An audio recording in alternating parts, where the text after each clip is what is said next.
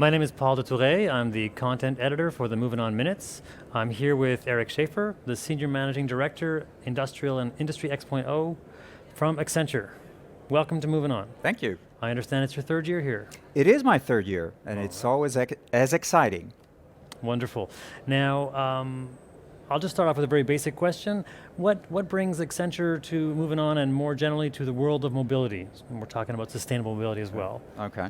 Well, I mean, one of Accenture's mission is to improve the way the world lives and work.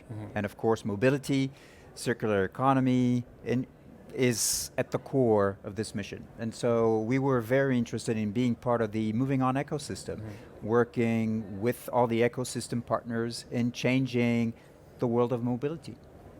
Fantastic. What are some of the things that you see from your position at Accenture when you look to the next few years in mobility? Specifically, what are some of the things maybe that the general public is not really thinking about yet or not aware of that you think might make some very big changes or challenges in the next couple of years? Well, I think working with our clients, both in the B2B world and B2C world, mobility is usually linked to autonomous vehicle and electrical vehicle. When I think the theme of mobility and sustainable mobility is much broader than just autonomous. So it's really about end-to-end mobility, on-demand mobility. It is the automotive OEMs, the tier 1 suppliers, the public transit authority. It is financial and insurance. It is all about oil and gas. So it's really all the industries coming together and providing new services for the citizen, for the cities, but also for the enterprises. We talk a lot about ecosystems here at Movin'On, and I think that one thing that's come up more and more in the last couple of years is this notion of data, the immense amounts of data that mobility generates, and also the notion of a customer-centered experience or the user experience, that all of this data and this connectivity is not necessarily going to be applied well if we forget about the fact that there are individual people who would love to have personalized experiences. So I think, three things you're hitting on. The first one is ecosystem, and I think it's not only linked to mobility, but more broadly to what we call Industry X.0, or how digital is transforming the industry, new business models, new services. You can't do it on your own. And I think that is one of the challenges that many enterprises face, because they usually do this on their own. The vertical integration, and here it's more a horizontal integration, working with others, assembling the capabilities and services of others to propose something which is completely new. And I think one of the key success factors is opening up to the outside, the ecosystem. So I think that's a very important word. The other one is, you mentioned customer centricity, or putting back the human at the center of the experience. And I think what we're seeing here is that for many industrial companies, mobility is just one example, but it's a big change because we're moving from products to services to outcome. Exactly. The outcome can be an experience or an efficiency that you're providing if you're dealing with an enterprise versus a consumer. So I think experiences is another big word. And consumers and businesses, I think alike, are less interested by the product or the service than by the outcome delivered, which is here too interesting because you're sort of putting the product in the background.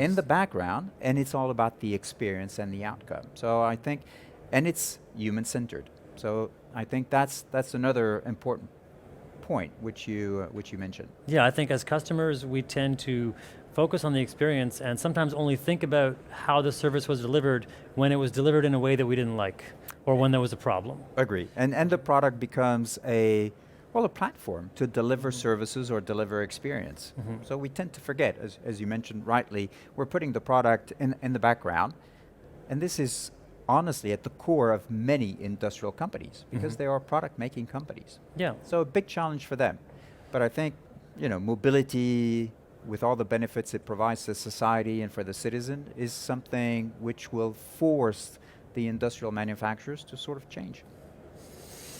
So we can force, there's incentives, there's ways to cajole or encourage people to come along. I think that perhaps Industry X.0 is one of the ways that you're helping clients come around to this different way of thinking and Well, doing? yeah, well, it is. I mean, we created Industry X.0, which is a practice, Mm-hmm. honestly, within Accenture, and also the title of my first book, which was all about the digital transformation of the industry. But working with clients, and I've been working with industrial clients for almost 32 years, I've seen that many of our clients are convinced that digital mobility, I mean, the whole theme around Industry X.0 will completely transform their business, but they don't know how to harness the change. They don't know how to leverage digital technologies to both drive efficiencies in their operations, but also provide growth,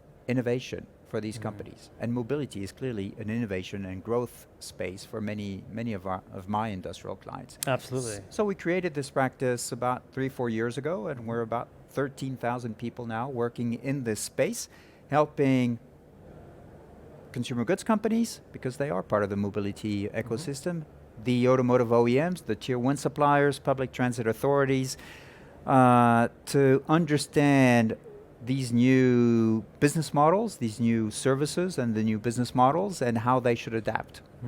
So this is a question of certain clients understanding that changes are afoot and that some sort of modification of business processes or a perspective is required, but not really sure what that change might be or maybe where to begin. Well, I think they do understand the change that is happening. I mean, the first thing, they do understand that they need to change or pivot. That is, I mean, it's good to understand that, to be aware of that. I think that's the first step. What they don't all know, and I think are just at the beginning of their journey, is the how to make it happen. What are the new value spaces I should be tackling? And then what are the underlying product and services to deliver and address these new value spaces? And then how should I organize myself? From a sales and marketing perspective, from a product development perspective, from a supply chain perspective, because selling a product is one thing, selling a service is something else, but selling an outcome is very different. Providing your product as a service is a very different way of going to market, but also requires very different business capabilities.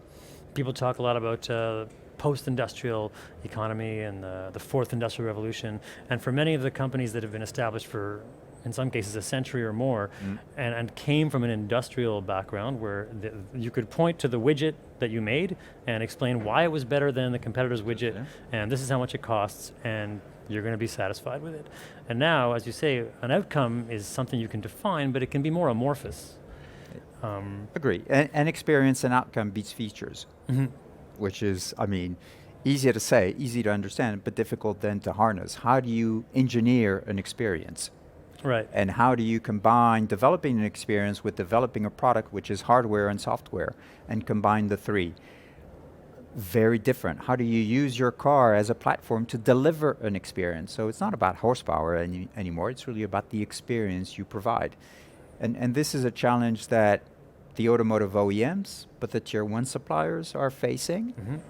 And so this is why within Industry X.0 we try to help our clients to understand and be successful in this epic disruption. Indeed. Now, we look a lot at the kind of disruptions and shifts that industry and businesses are making.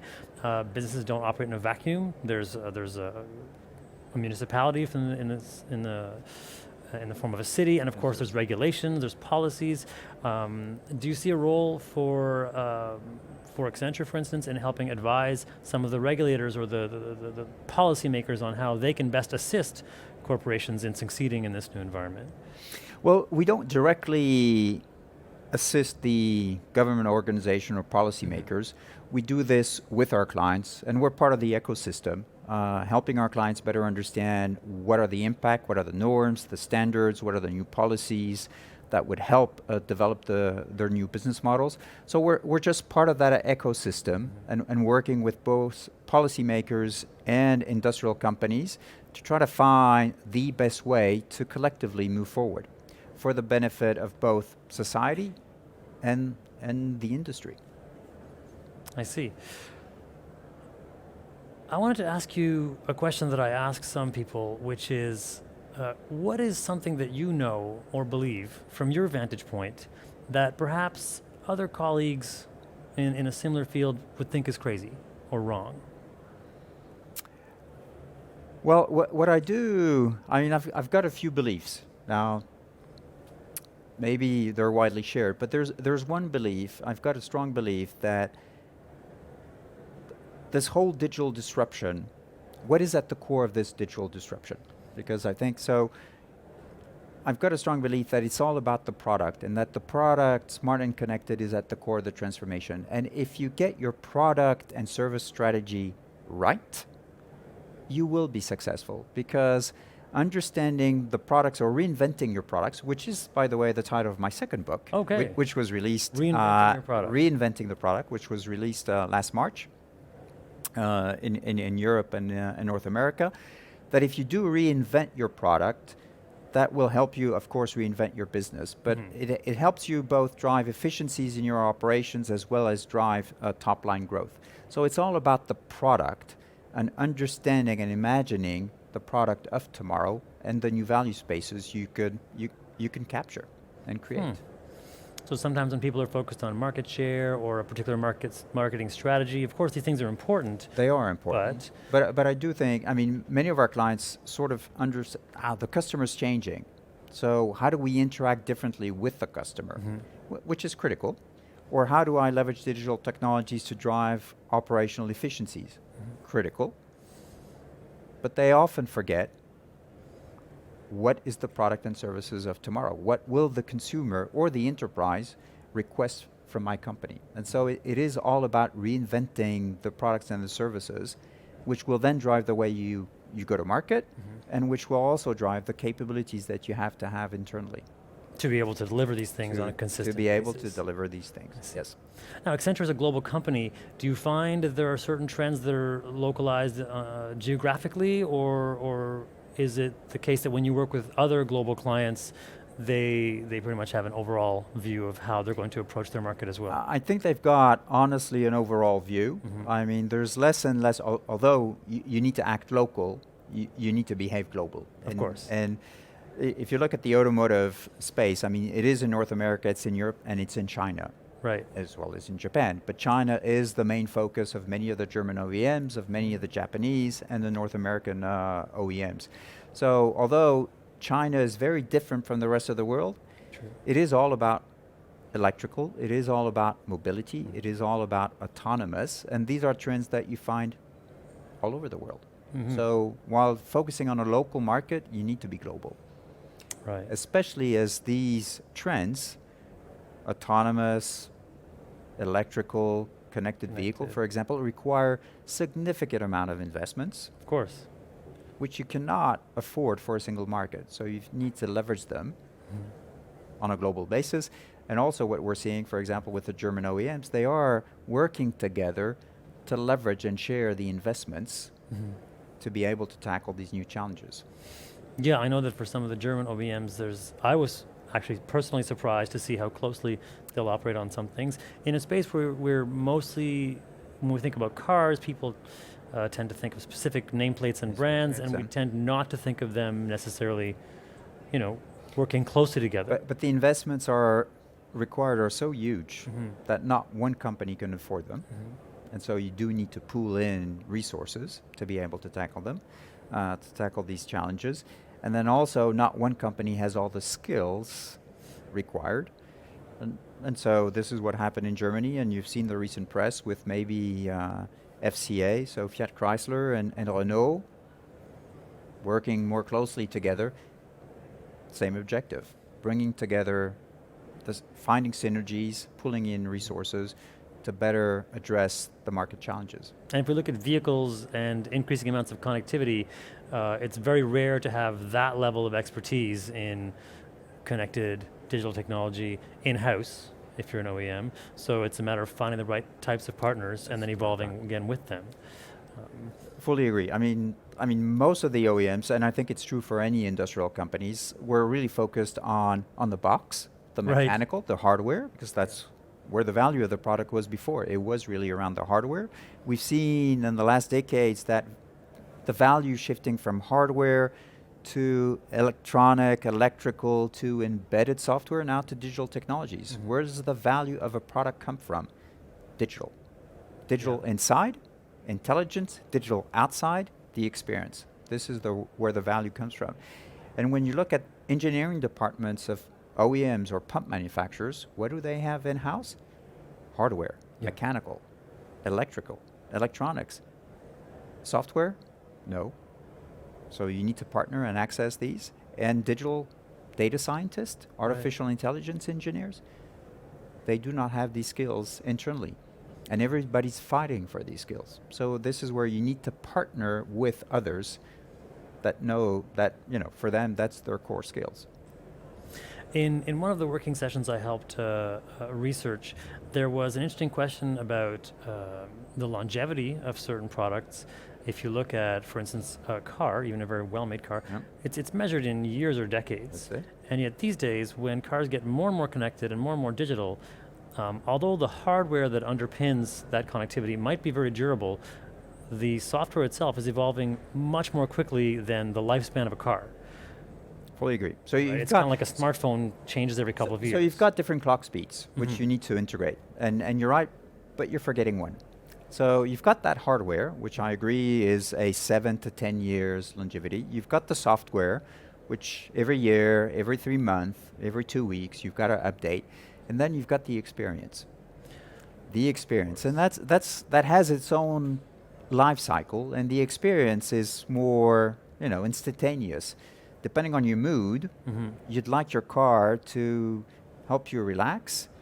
But if you're sharing your car with a few other people, maybe you'd like to have a bit of intimacy, so the interior needs to reconfigure to, or if you'd like to work on the go, then you want your car to have provide a different experience and different functionality. So experience has a life cycle and a clock speed which really goes pretty fast. And so you've got hardware, you've got software, and the experience, and trying to integrate the 3 different clock speeds, that's very difficult. I would imagine that would be a big challenge on every level. Right. Because the experience, the person at the heart of it is always going to have a certain set of wishes or desires.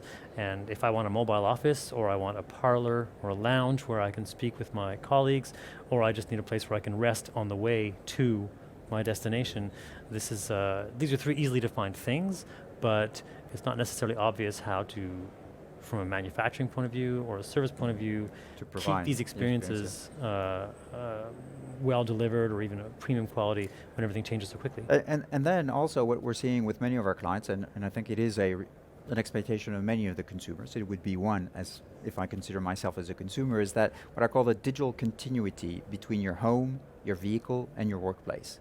You want to have that same environment. And therefore, how do you, and here it's all about the ecosystem. It's having home builders and having that home experience and that continuity with having that same experience in your vehicle. And when you get to work, working in the office, wherever you work, you'd like to have that same environment. So it is here too, something which many of the OEMs have, it's difficult to master and ensure that digital continuity, the digital twin, the digital thread, all these buzzwords that you hear today. But I think more and more the consumer will be expecting that whether he or she is at home, in the vehicle, or at work, to have that same environment around him or her. So that there isn't an unnecessary disruption, a negative disruption when transitioning from one environment to another, and one person to another. Okay, well, I look forward to the next book. Thank you. 2 down, and the next one can be on the go. And I thank you very much for taking the time to speak with us today. Thank you. It's been a pleasure.